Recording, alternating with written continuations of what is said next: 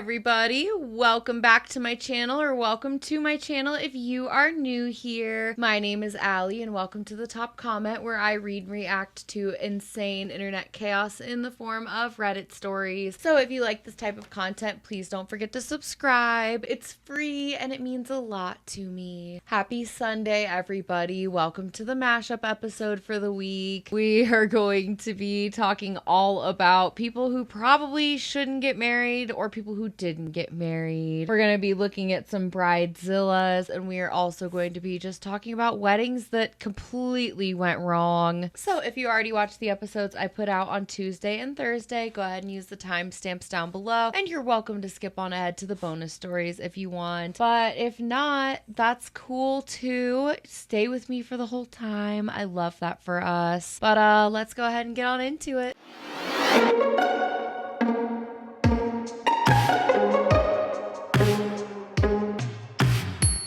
Story number 1 comes from r/wedding drama, and it says, "How I lost a friendship by calling out a bridezilla, my bridesmaid horror story." Hi everyone, I'm here to share my experience. My long-term friend got engaged and asked me to be her bridesmaid. She's in her early 30s and has been a bridesmaid at several weddings, often complaining about demanding and unfair brides, vowing to never be like them. She even said, "If I start acting crazy, tell me I'm being a see you next Tuesday." Fast forward a few months, and she mentioned she's been texting an old fling. She has a history of cheating on her partners, but I hoped she had moved past that. This was the first red flag. The second red flag appeared when she sat me down to inform me that my ex-girlfriend would also be a bridesmaid and that I should be kind and polite to her. Although my ex and the bride had been friends, they hadn't really spoken for 2 to 3 years before the engagement. For background, I dated this ex for less than a year when I was 16 and 17, and she was 21. After we broke up, she harassed me at parties, spread rumors about my sexuality, and contacted my family. Wow, she sounds lovely. I've always remained civil, but I resent her for how she treated me. I felt insulted at the bride's insinuation that I might cause trouble, especially since my ex now struggles with alcohol and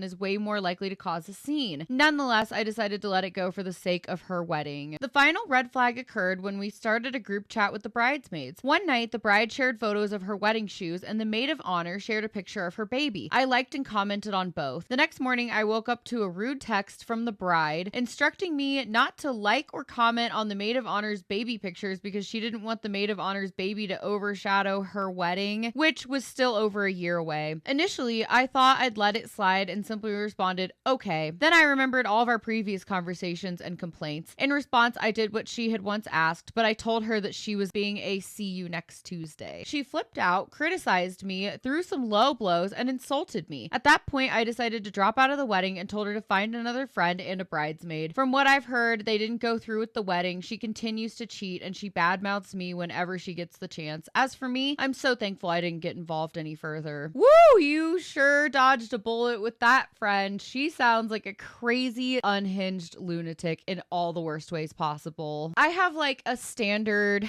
and a rule within myself of, if I'm friends with somebody and I find out that they are cheating on their partner, I will tell their partner, okay? You are not safe with me. Your confidentiality like that is not safe, because if you are cheating on someone, they deserve to know. I would want to know. I would absolutely want somebody to do that for me, because cheating is a deal breaker. If you cheat, there is no coming back from it. We are done, because I know I'll never be able to get over it. Like, if you think you can get over it and you've never been cheated on before, honestly, look at yourself in the mirror and tell yourself you deserve better, because if someone's going to cheat on you once, they're going to cheat again. You're going to constantly live in this perpetual state of heartache and anxiety, and you don't want that for yourself. That's a miserable life. So I think that based on that first red flag, girl, you probably should have left a while ago, but I understand, you know, maybe wanting to slide it under the rug and let bygones be bygones or whatever, but I still would have dumped her at that point. The second thing is that she definitely invited your ex to try and with you, because she doesn't care about you. She doesn't value you as a human. Your ex sounds, one, disgusting. She was 21 when you were 16 and 17. Go find another 21-year-old to date. You don't need to prey on underage people like that. That's really gross. That's very alarming. And then also the fact that she outed you to your family is horrible. She sounds like she sucks, and maybe her and the bride will become best friends because they are both two horrible women. Let's get into these comments. The top comment here says, you understood the assignment and completed it with distinction. You really did. And I mean, honestly, if they didn't even go through with the wedding, you were just wasting your time being a bridesmaid anyways, because it's not cheap. You have to buy the dress, you have to get shoes, you have to do hair and makeup, plus all of the things that you do as a bridesmaid for the bride. It's a really fun time. I've been a bridesmaid before, and I'm about to be one again at my brother's wedding, and I'm so excited. I love it. But it is expensive, and it is kind of a time commitment too. And so if you're not going to be friends with this person and you don't share core values, good on you for leaving. Maybe next time notice the red flags as soon as they start red flagging, aka being friends with somebody who is a habitual cheater. The next comment says, you just followed her instructions. Your ex-friend is a real piece of shit. I agree. She sucks. The next comment says, ew, she sounds deplorable. Good riddance. The next one says, reading your ex being made a co-bridesmaid that wasn't an ex-girlfriend, that was a predator. And aw, that poor groom. Yeah, if they didn't get married though, he definitely dodged a bullet, and I sure hope that he sees it. I feel like wedding planning can make or break a couple. It's either going to bring you closer together in kind of, unison of being stressed, or it's going to completely break you. And if it breaks you ahead of time, don't sweat it. You'll find someone else. At least you didn't go through with spending all the money and doing all the things just to be let down in the end. You're fine. I think I would rather know ahead of time than to know after. But the next comment says, whoa, impressed with your boundaries. All things aside, that ex-girlfriend sounds scary. The last comment says, this belongs in r-malicious compliance. Speaking of malicious compliance, that's where this next story is coming from. It says, comply with Bridezilla or leave? Okay. My friend Gemma tells me about how she and an entire group of bridesmaids left a wedding after their friend dared them to. So this happened a few weeks ago. A longtime friend of Gemma's group was getting married in another state, but the day of the wedding, she suddenly had a problem with one of the girls who wore glasses, which she didn't have an issue with beforehand. The glasses girl told her she wouldn't wear them during the vows and pictures, but the Bridezilla didn't want her wearing them at all and was screaming at her not to put them on for the rest of the day. Obviously, she couldn't do that since she needed to see. The argument got more heated until Bridezilla gave her the ultimatum to take them off and keep them off or leave. This is when Gemma and the other bridesmaids stepped in and told Bridezilla she was way out of line and that they would all leave if she forced the girl with glasses to leave. Bridezilla called their bluff, and being maids of honor, the bridesmaids left the wedding and decided to celebrate and eat at a restaurant before they headed back home. Bridezilla called them several times after they left, telling them that she suddenly didn't care about the glasses anymore and begged them to come back to the venue. But they not only refused, but also chose to end the friendship with her altogether. Gemma said that the wedding proceeded as follows, just minus the bridesmaids and a few awkward stares because everyone heard the Bridezilla screaming from earlier. Gemma told me that the Bridezilla has always been like this, throwing a tantrum when she doesn't get her way, and that the meltdown at the wedding was just the last straw for them. Personally, I think she's got the patience of a monk if she puts up with her for that long. Ugh, yikes. My circle is very small and I love it that way. I don't have room for filler friends. I don't have room for people that certainly act like this. This is crazy. You're gonna throw a tantrum over someone wearing glasses? Horrible. So bad. Awful behavior. Very classless. Very untasteful. Very not demure. Why are you gonna yell at somebody for needing glasses? Like, what is wrong with you? I don't have glasses, but if I ever need them, I will be getting frames. I will not be putting contact lenses in my eyeballs. The thought of that is horrible. I can't imagine sticking my finger in my eye and wiggling around a contact and then having to sit in them all day. I would feel them. I would notice them there, and it would drive me crazy. So yeah, I would absolutely be getting regular glasses. So f you to this bride. You suck. Let's go ahead and see what the comments have to say about this Bridezilla from hell. The top comment says, I'm picturing picturing half a dozen women in butt-ugly bridesmaids dresses sitting around a table at an Applebee's getting drunk and laughing their asses off at Bridezilla. Heartwarming and well-deserved. Yeah, there's nothing like the company of good friends who are all on the same page. I love that they all left with her. I think it's really important when women stick together like this, even if it is against another woman who is clearly in the wrong. What is wrong with these people? Where do they find the audacity? The next comment says, I would buy them a drink and ask to join the festivities. I was once kicked out of a wedding party the week before a wedding for being taller than the bride. We had been friends for 15 years by that point, and so it's not like my height was new information. Two of the other bridesmaids called her out and were kicked out as well. I was stuck with a seafoam green rhinestone encrusted ball gown that I never wore and donated to a charity that gives prom dresses to underprivileged girls. Hopefully someone got to love that dress. I hope so too. I'm sure that really made someone's day. That was so kind of you to donate it. What a good heart you have. The next comment says, rest in peace to the bloke marrying her. Someone replies to this and says, turns out he's an optometrist. I see what you did there. Hindsight's really 2020, isn't it?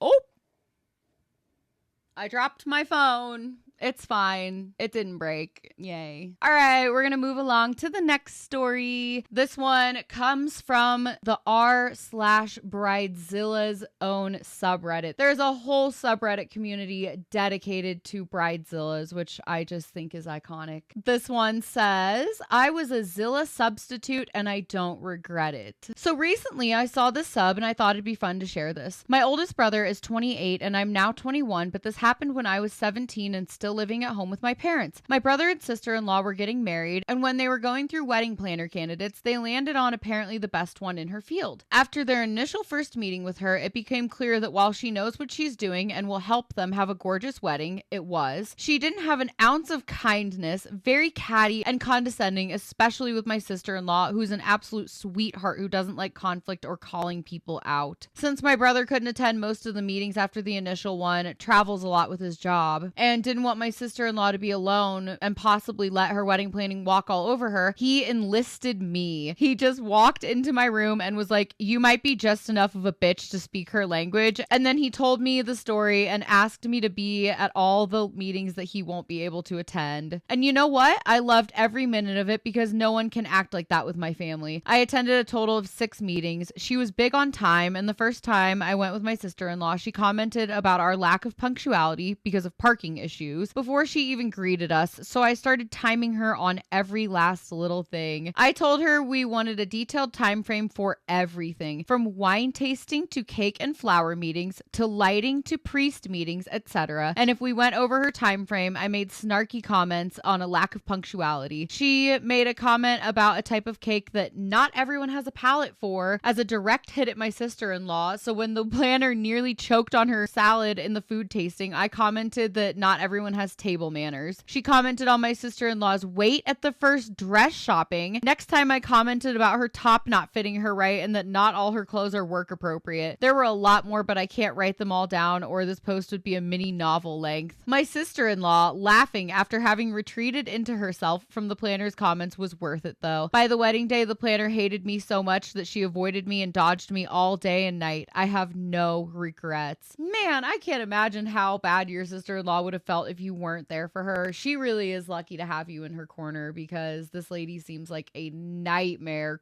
crazy lady for no reason. It sounds like she hates her job. And if you hate your job, go get a new one. You don't have to be stuck in the same thing you do forever. You don't have to be stuck in that career. If you don't like it, go change it. It's that simple. It really is. I have changed jobs so many times. If I don't like it, I'm not going to make other people miserable. This lady just sounds like a The top comment on this post says, every bride needs someone like you in their corner. I agree, especially on their wedding day or the planning where things are getting crazy, stressful, and hectic. You did a wonderful job. The next comment says, man, I would be a great rent for polite ladies who can't stand up for themselves. Anybody else need that? You know, I don't think I would need one of those. I learned how to grow a backbone a few years ago, and it sounds like that's a problem for a lot of people. So ladies, stand up for yourselves, even against the crazy woman. And also to the sister-in-law, girl, you could have fired her. You could have easily found someone else. Just because she's the best in her field doesn't mean that there isn't somebody else equally as competent who has a kind heart and loves weddings. The next one says, I'm so sorry, but she had it coming. She absolutely did. Play stupid games, win stupid prizes. The next one says, Zilla sub or bride guardian? And the last comment says, very cathartic read. Thank you so much, OP. Yes, thank you for sharing your story about this terrible, awful lady. I don't know if you were necessarily a bridezilla to her. I think you were just getting revenge on her. But either way, I'm glad you came to Reddit to post it because this is a funny story. Husbands of bridezillas. How did you handle your wife's attitude on your day?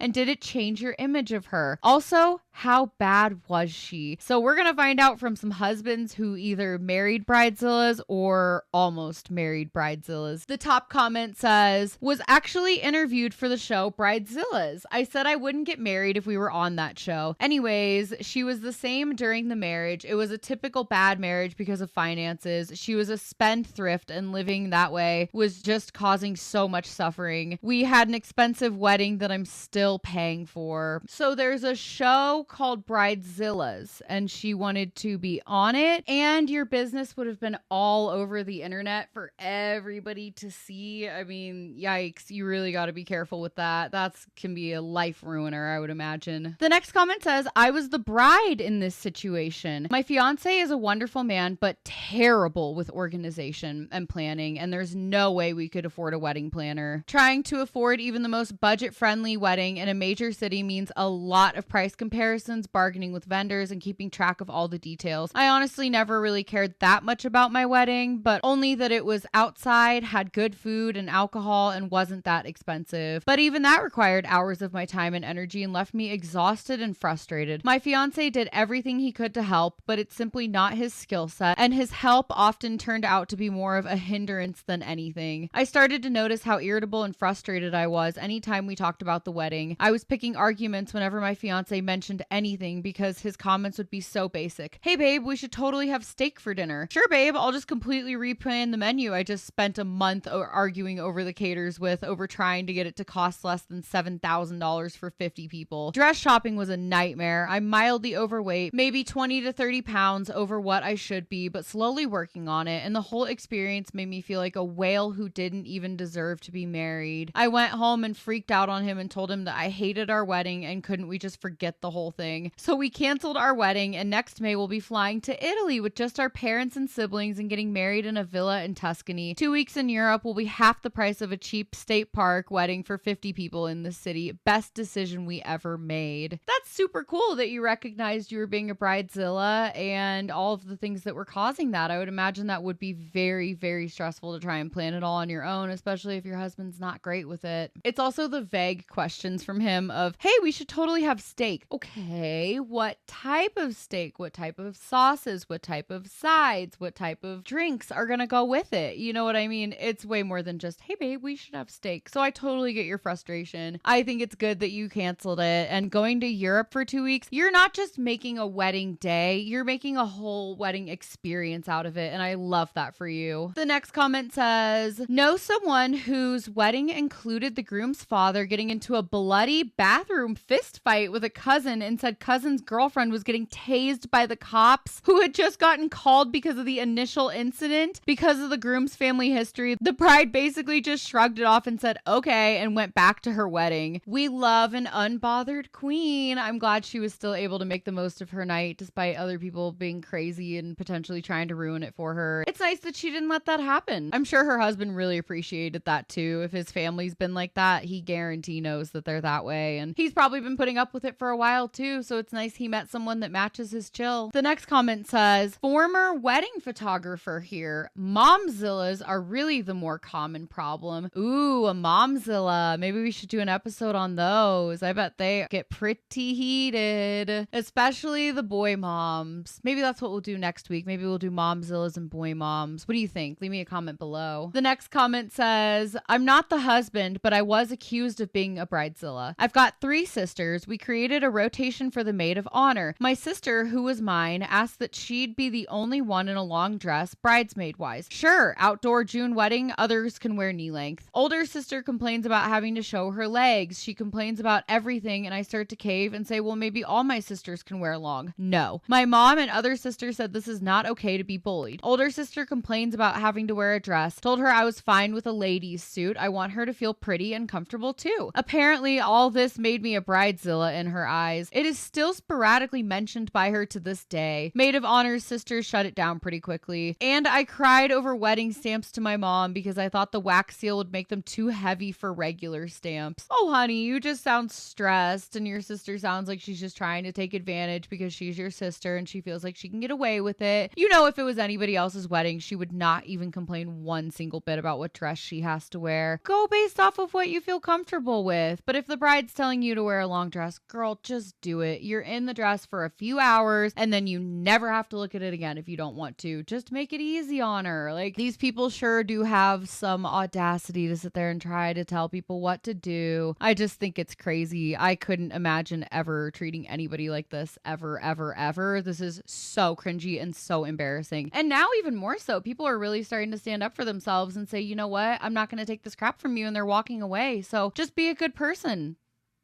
The last comment says, so one thing I've noticed, it is not the fiancé that usually notices it. They just see it as stress from planning. They usually think, she just wants her perfect day. Why is everyone else being an asshole about it? The people that will see the person as the bridezilla are usually her bridesmaids first. This will be followed by the wedding vendors. If it is really bad, then the family will see it along with the rest of the wedding party. The soon-to-be husband is the last to see, as he is usually shielded from it by friends and family unless it gets totally out of control. Yeah, and then I think a lot of these poor grooms get tricked into marrying these crazy ladies who go off and turn into wifezillas because, you know, if you're going to act like a bridezilla at your wedding, I guarantee you're some sort of menace to society that's going to probably treat her husband terribly. So comment below. Do you know a bridezilla? Were you a bridezilla? Be honest. Don't you lie. I see you. Tell me the truth. This one comes from r-ask Reddit, and it says, what is the worst thing you've seen happen at a wedding? The top comment says, bride was dancing during the reception, fell and broke her left arm. Lots of pictures from the ER as the photographer went with them. When the doctor heard he'd be setting a bride's arm, he put on a suit. They worked hard to get the swelling down so she wouldn't have to have her brand new wedding ring cut off. Crazy. Edit. I was in the wedding party. I was 10 years old. This was a long time ago. The bride was my aunt. The fall happened after dinner. Before they left for the hospital, the cake was quickly brought out for the bride and the groom to cut. Everyone went on partying after they left. I haven't seen the pictures since she got them back from the photographer. I remember the picture of her and the doctor in the suit, my uncles in their tuxes doing wheelies in wheelchairs, and her red-rimmed eyes while cutting the cake. Wow, that's crazy. I can't imagine breaking my arm on my wedding day. That's some bad luck for you. The next comment says, 12 speeches, 2 musical numbers, and 1 PowerPoint presentation. Ooh, you lost me at PowerPoint presentation. It's giving college course. The next comment says, matron of honor, throwing up just as the officiant was asking if anyone objected. Man, straight out of a cartoon with that one. That's insane. The next comment says,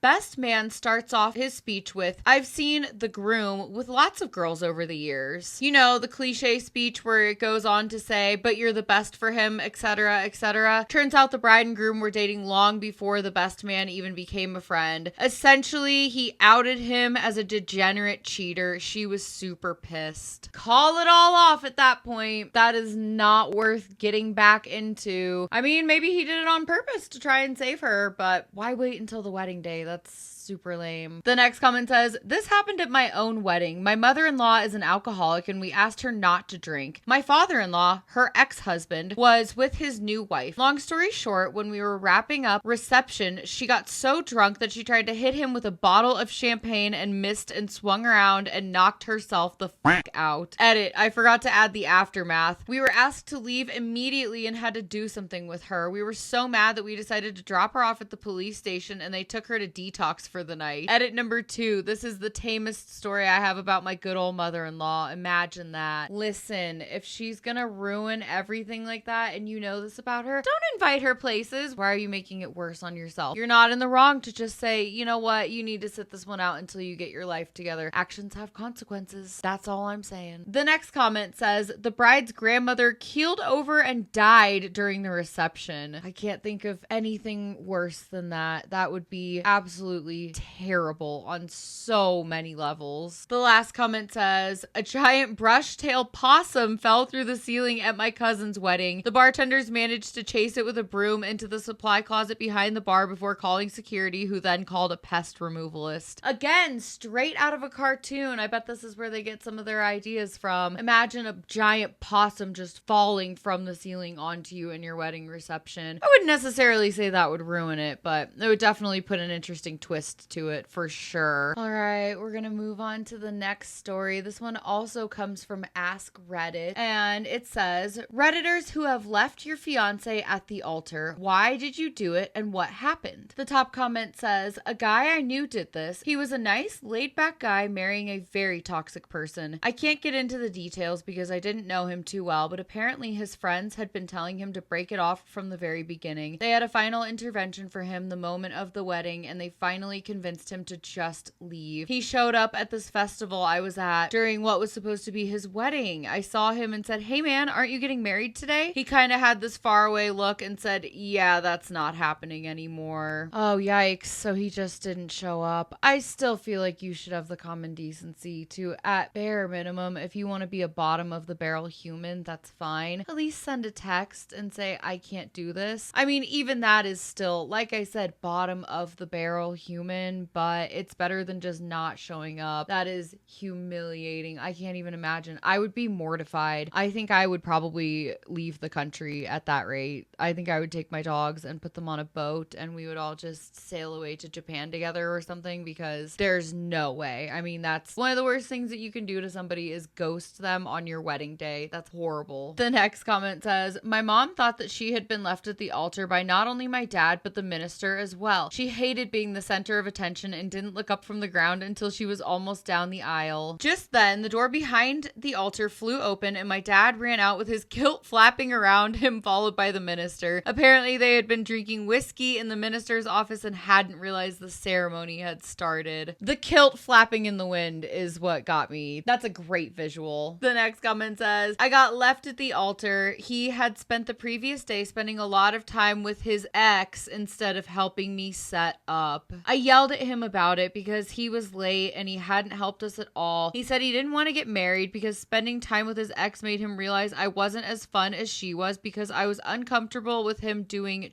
kicked him out and still had the party. I told him to use that time to go home and pack up all his shit. He did. Then he got into another shit. So yay. Wow, it really sounds like you dodged a bullet and it sounds like he just drove his life straight into the ground. I'm really glad that you didn't end up going through with it because of this. Imagine spending the entire day you're supposed to get married with your ex. That is trashy on a whole new level. That's so cringe. I hate that for anybody who's ever experienced that. The next comment says, not at the altar, but I bailed just 2 days before we were headed to City Hall. It was a green card marriage. On our second date, she mentioned that her visa was expiring in 6 months and I jokingly proposed to her. We continued dating, were falling for each other, and that proposal became much more real as the deadline approached. I backed out just at the last minute because we just didn't agree on a few details. Living arrangements and finances were easy. What couldn't be negotiated on was how seriously either of us wanted to take these vows. I wanted to at least attempt to be a married monogamous couple. She didn't really want to commit to that. If she falls deeper in love, great. If not, we're just roommates. I miss her, but I think I dodged a bullet. I believe she would have vanished on me at some point and I could be in a real jam over an immigration crime. You sure did dodge a bullet, and you also made the right choice by backing out. Her immigration is not your problem. Obviously, if you're in love with someone and you do all of that for the right reasons, that's fine. But I feel like she mentioned it on that second date to you just so that, you know, she could try to get in this situation. And she probably would have bailed. She probably would have bailed at some point. And you're right, you could have gotten into a lot of trouble. So good for you. The next comment says, wasn't me personally, but if anyone here has any objections, speak now or forever hold your peace. Woman in the back stands up and says, the groom groom can't get married because he is my husband. Turns out the woman who objected and the groom were in fact married and tried to get divorced, but the divorce was never completed. So technically the groom was still married and the wedding did not proceed. If you tried to get divorced and it didn't go through, did he know that it didn't go through? Why is she being so petty over it by sitting in the back and waiting until the last call of if you have any objections? I feel like that's a ridiculous level of petty. But maybe he didn't know that the divorce didn't go through and he had her blocked and couldn't get a hold of her. I mean, I don't know. People come up with excuses for all kinds of things these days, so it's really all beyond me. The last comment says, I left my ex-fiancé a month before the wedding. Backstory, I never actually proposed to her. She more or less did it to me. We were in a mall and she wanted to go to a jewelry store to look at engagement rings. I wasn't expecting to walk out of there with one, but we did. The salesperson even took a just engaged Polaroid. She became more and more controlling and I couldn't take it anymore. After I left her, her friend texted me on the day of the supposed ceremony telling me the cake was delicious. My ex somehow managed to break into my email and ask me who a girl was in an email I received after I left her. I could never understand her reasoning if it was before, but it wasn't. She also texted me a while after I left and told me she missed her period. An hour later, I got another text that said, never mind. I'm pretty sure I dodged a bullet by leaving. I can confidently say you definitely did. If she coerced you into going into the store to look at engagement rings and y'all had never had that conversation before, that's pretty crazy, scary,